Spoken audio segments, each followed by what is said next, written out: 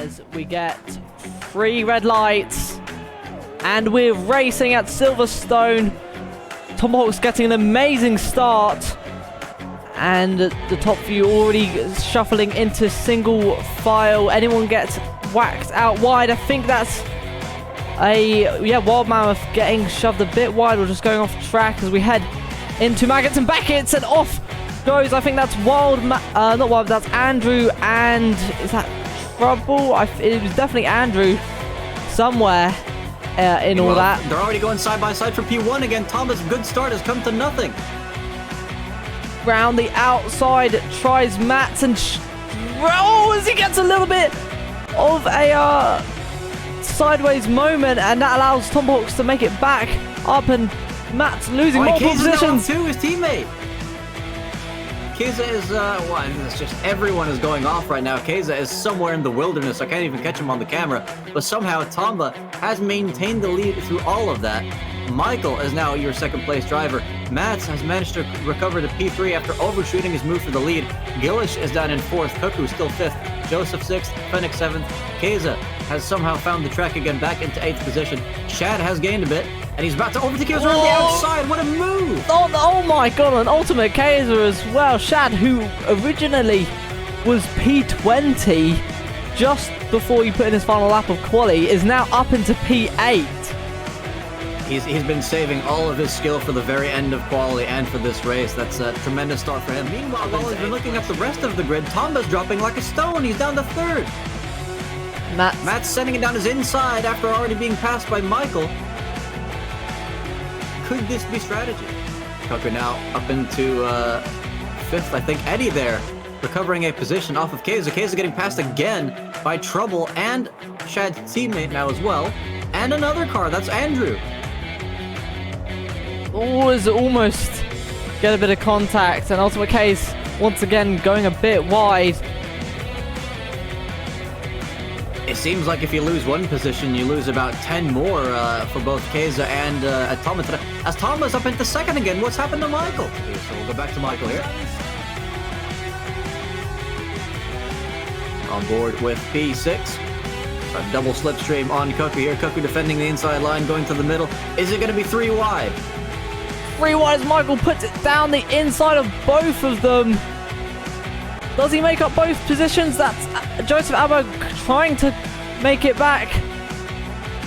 But Michael able to make up 2 positions in 1 corner. Yeah, that was a great move there. Almost overshot it, but just barely kept it on track there, as Michael now having to watch out for Joseph trying to regain that position. Gonna want others behind him to pit before, as Joseph once again trying it. He's on the outside, and I think he's found more grip than Michael. And up into P4 he goes.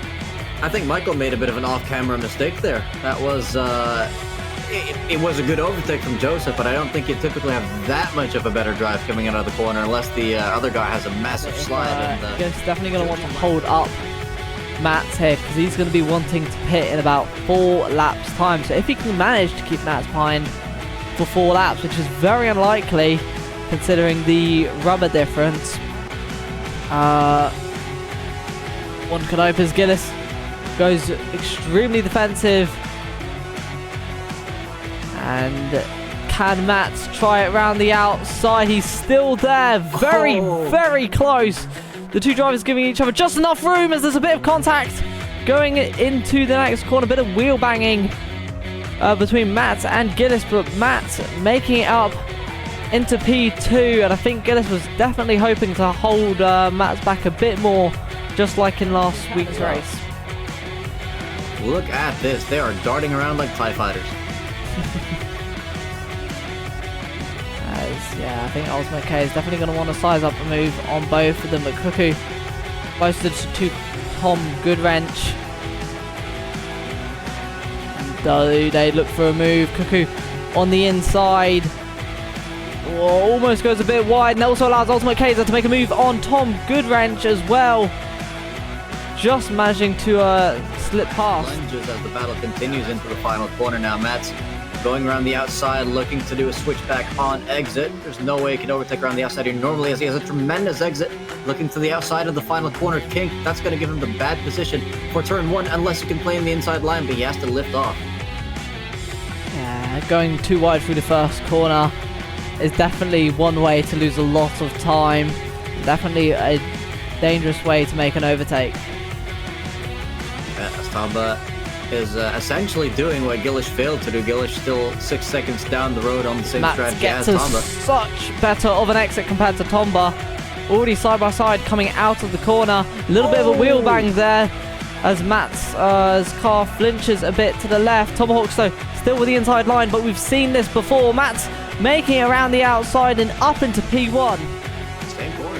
Well, side by side again between Cuckoo and Keza. Keza, I think, with the inside line into turn 1. Cuckoo trying to hold it around the outside. They give each other space. Still side by side now going into Maggots and Beckett's. Who's going to come out on top? Looks like Cuckoo just managing to hold off Ultimate Keza. And, I mean, it was interesting enough to see them go side by side through turn 1. But if they were going to go side by side through Maggots and Beckett's, that would have been absolutely insane. Oh, I think luckily that didn't affect too many people, as there's also yellow flags in the end of sector 2. That's Tom Goodwrench. Oh my word! As Andrew gets a double slipstream, seems to have a run. Does he have the momentum? Doesn't probably show it. Oh, Shad! Trying to dive his nose in. That's left him vulnerable to Andrew. Shad defends the inside. Andrew on the outside line. Can Andrew make it around the outside? Very, very close between the drivers. And that move by Shad has made him lose a position to Andrew. Now Andrew trying to make a move on Eddie. Does he look for the move down the inside? He does. He commits. Side by side they go. Be the outside for the next corner, and Shad is constantly looking at is that an upside down car? Is that Shad's teammate? It is! Absolute mayhem going unless Andrew's able to compromise Eddie sufficiently in these next few corners. Eddie, of course, struggling with the steering on his controller. It's a very good exit for Andrew, already looking for a different line. Doesn't quite have the straight line speed, it seems. Is he going to commit to the inside? Yes, he does once again. Eddie tries to hold it around the outside, but it's pretty difficult with those older tires. I think Andrew gets the move done. Yeah, making it up into a hard-fought P10. In fact, seems to be a bit closer. Does Gillis dive it up the inside? Later on the brakes he goes. And up into P3, making a clean and easy overtake on Michael. Adelaide. Yeah. Oh! That is Mammoth coming out unscathed. I think he's good. His car looks fine. I'm not so sure, but that was quite the twitch from his car. Pitted around lap 22, 23. So I think they're going hard. Oh, Fennec and Cuckoo very, very close on track there. Almost thought they were going to have a bit of contact. Fennec trying it around the outside. How has he found that momentum? Has the inside for next corner. Can he keep it there? Cuckoo now the one on the outside. Oh, and just touches the grass a bit. And Fennec up into P7. Is Marcus going to have it in him, or is Tires going to have it in them?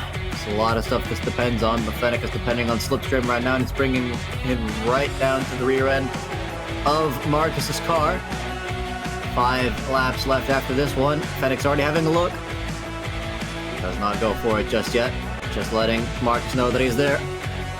I'm sure he'll launch another attempt as soon as humanly possible. He's practically pushing him through the corner.